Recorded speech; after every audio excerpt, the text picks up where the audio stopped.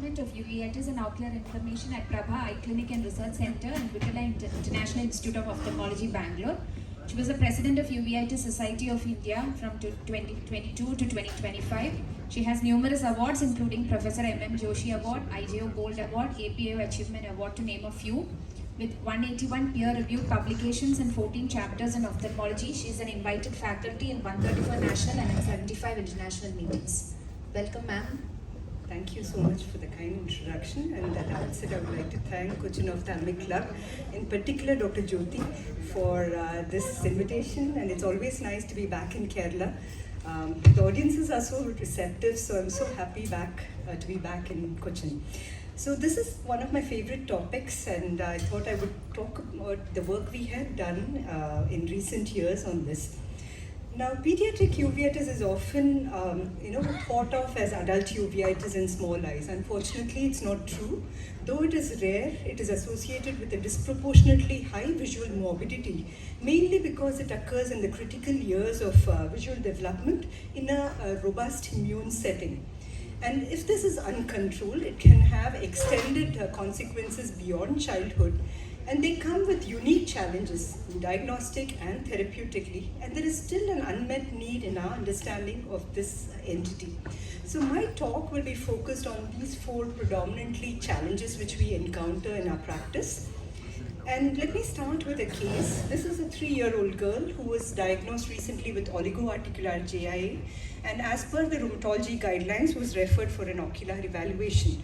Unfortunately, by the time she came to us, she already had uveitis, posterior synecdoche, band keratopathy, and cataract.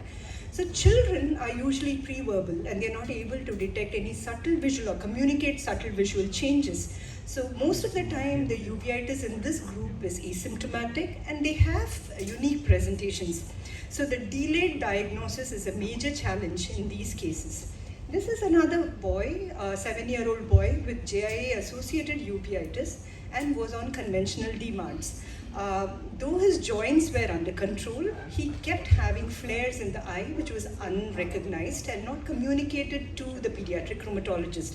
So by the time he was referred to a uveitis specialist, he already had increased intraocular pressures and cystoid changes in the macula, warranting need for biologics. So this is another challenge, a referral to a uveitis specialist who can treat these issues or diagnose these at the earliest. Also, this group comes with unique challenges in terms of examination. There is poor cooperation, often requiring examination under anesthesias. There is increase in our chair times and also requires multiple visits for familiarization. Also, when we interpret lab investigations in these uveitis, it is not as similar to the adult uveitis, and so there is still diagnostic uncertainty and delayed initiation of treatment in this group. Now, when we look at the etiological spectrum, it is very broad, and it can vary from idiopathic, which was the maximum in our series, and also has autoimmune as well as infections. And the best part is the disease, the diagnosis keeps evolving with time.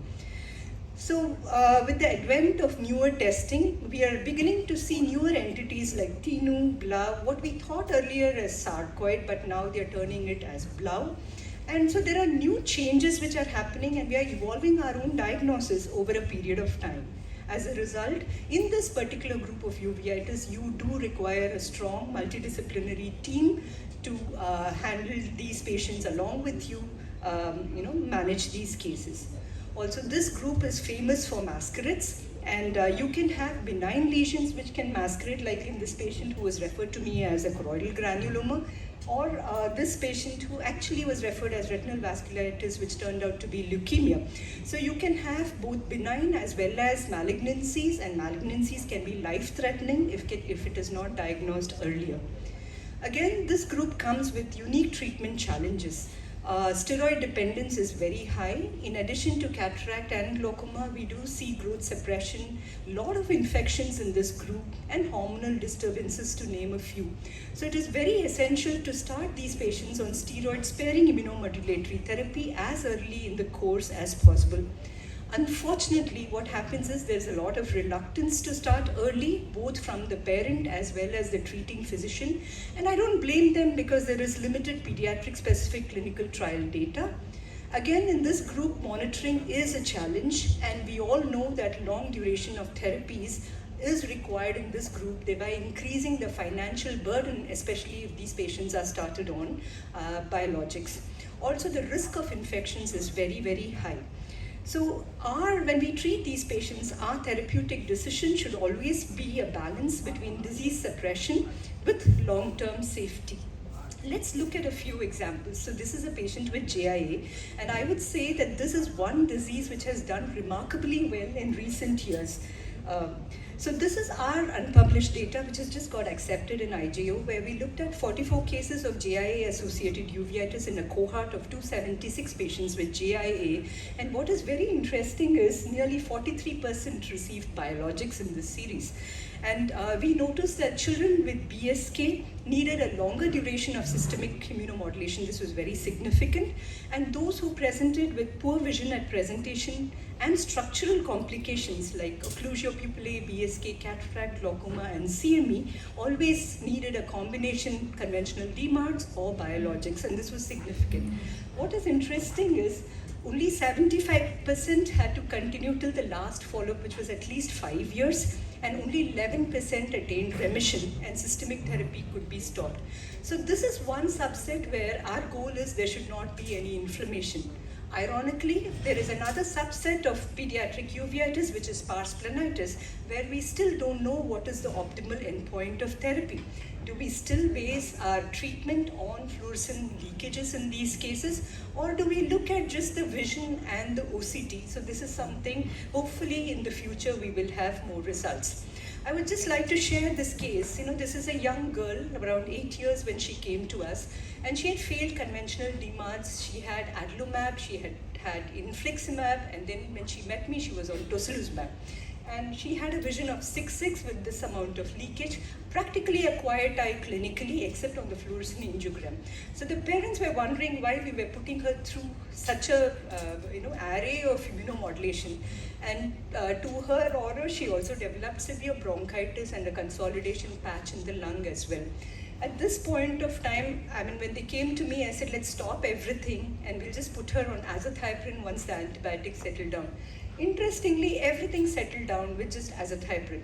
So this is something which we often see in our practice, and this is a set we still don't know much about as of now.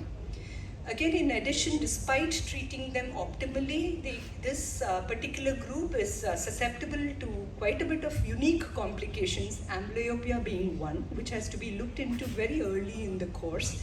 Along with that, you also have structural complications like these, many of which require surgeries, and the timing of these surgeries can be very challenging. It is very important to have a quiet eye before we touch these eyes, because they have a high postoperative inflammation because of the robust immune system which they have. And this makes the implantation of IOL in this particular group controversial even to this day. In addition to these, we also have to deal with psychosocial and adherence issues, and the most important is the mental well-being, and both of the parent as well as the child. There are a lot of stressors. Each visit kind of increases the anxiety. There is repeated blood drawing. Systemic therapy itself is associated with a lot of adverse effects, and of course there is this financial burden. This definitely has an impact on the schooling of the child, the quality of life, and even to a large extent on family dynamics as well. Also, the transition between the pediatric to adult care, especially in JIA, is a very vulnerable phase, because this is where the adherence usually drops. So we should not only focus on inflammation control, but we should also look at continuity of care in these patients. So our long-term outcomes are dependent both on the control of inflammation as well as the continuity.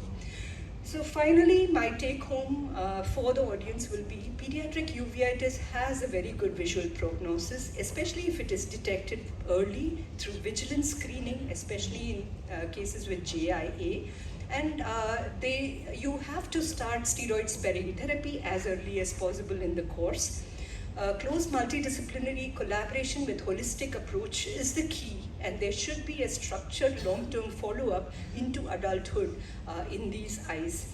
Most of all, they are children, and there is a lot of baggage around, so we need to deal these patients with empathy and a very clear and consistent communication. With this, thank you so much for inviting me to give this talk.